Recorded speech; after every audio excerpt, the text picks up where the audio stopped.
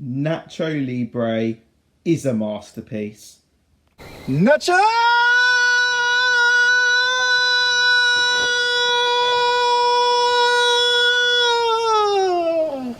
You heard it right there. The 2006 Jack Black film by Nickelodeon and Paramount is an absolute masterpiece and is still remembered to this day. But why? Nacho Libre follows the orphanage chef Jack Black, who cooks up a plan to earn money for the kids by becoming a Mexican wrestler. This was directed by the same person who did Napoleon Dynamite, and this film is so good. And for many reasons as a whole. This film kind of follows the same sort of structure as this underdog who everyone looks down on. However, we're able to see Jack Black here, who is an underdog. However, he's not at the same time, because he's not actually very good at the wrestling, and that just opens so many new doors for so many funny jokes. It can be really, really funny at the same time, just seeing him fighting people in this ring and getting absolutely beaten to death. It's so funny to see Jack Black in this role, just creating this character and having so much fun with it at the same time. But kind of going back to what I said, is he's not necessarily an underdog, but this follows the underdog structure.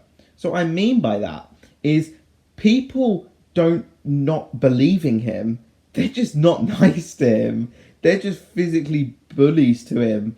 And the professional wrestlers, the professional Mexican wrestlers, because they've got all this fame, they don't care about a low-life scrap like Nacho Libre. And the thing is he's not any good at the wrestling. So throughout the film, he trains and he trains and he trains and he tries all these different methods, and he still goes absolutely nowhere. And even at the end, although he succeeds and wins, he still don't really do it in a great fashion. So it's just a over the top, great, funny film with characters you care about.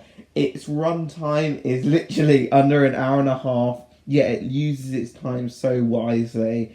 All the jokes hit, whether it's Jack Black getting injured, whether it's a fat joke, whether it's a joke about wrestling. There's just all sorts in here which make this film so funny at the same time, while still being able to have that little romance in there, which always makes sense for a film like this. You've got the love interest and you've got that whole plot line, everything like that, and you've got Jack Black carrying that Mexican accent while being this crazy chef at the same time, which is just so funny at the same time, and it feels right as well.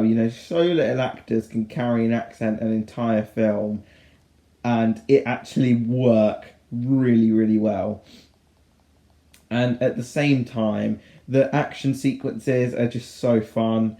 Like, they last that just right amount of time which they need to. They don't last too long. Then again, they're not too short.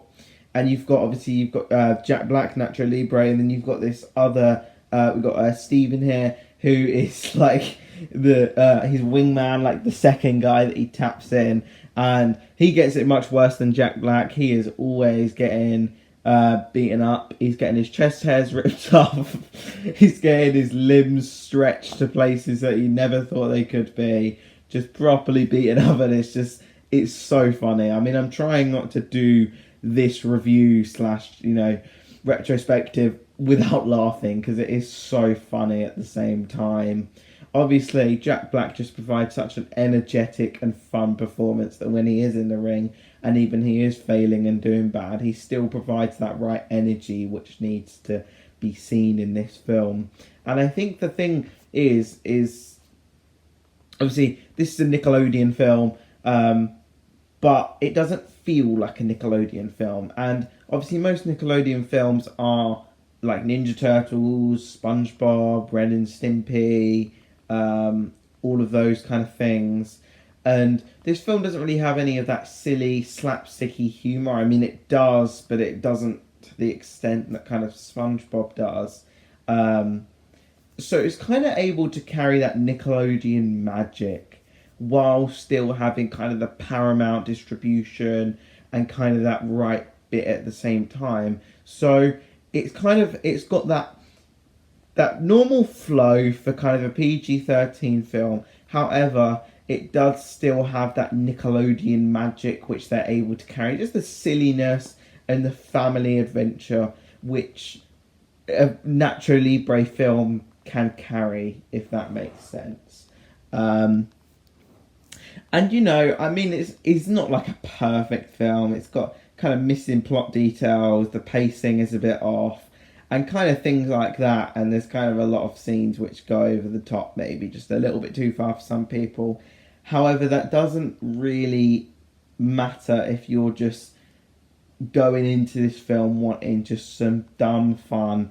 You know, if you're a massive Jack Black fan, this is obviously a must-watch film. It's over the top. It's so funny. You know, if you're into slapsticky violence, fat jokes, wrestling, and a bit of Nickelodeon, you're going to really enjoy this film. And I think it is one of those films where you can watch it when you're younger, and then it can just be one of those films that you come back to and say, hey, you remember that Nacho Libre film? And it's not a film which is forgotten very easily. You know, it plays on your mind and it sticks with you. And that's what a film should do, you know. Too much of the time, you know, you forget a film exists and you know, you don't want anything to do with it again.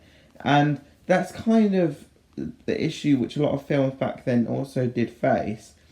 But, you know, if, say, we are to ever get a Nacho Libre 2, I don't know if it'll ever happen. I'm sure Jack Black would 100% be up for it. Maybe not needing plastic surgery on his eyebrow this time. I think he'd definitely be down for it. I mean, I'd definitely be going to see Nacho Libre 2. Jack Black did state, like, almost like half a decade now, on like the Daily Celebrity News or something. He said that he wants a Nacho Libre 2, so it possibly could happen, possibly could not. But, you know, this film just has it all in there. Great performances, great cast, such funny action, you know, over the top, stupid stuff going on. But it manages to do all that while being such a fun-filled adventure with charismatic characters and a satisfying ending. So I just really, really love this film so much. And, you know, I can't recommend this film enough, really. It's perfect. This film is absolutely perfect. So please watch Nacho Libre if you haven't already. But that is going to wrap up this video, guys. Thanks so much for watching. Please comment and subscribe, share this with your friends and family, and let me know your thoughts down below on Nacho Libre. Did you love it? Did you hate it? Are you just in the middle? What would you think of a Nacho Libre 2? What makes this film pop out and stick to you? I would love to know. This is just kind of my take on it. But there's many great things about this film that I haven't yet covered. But that is all for this video, guys. Thank you so much for watching, and we'll see you guys in the next video. Goodbye. Nacho!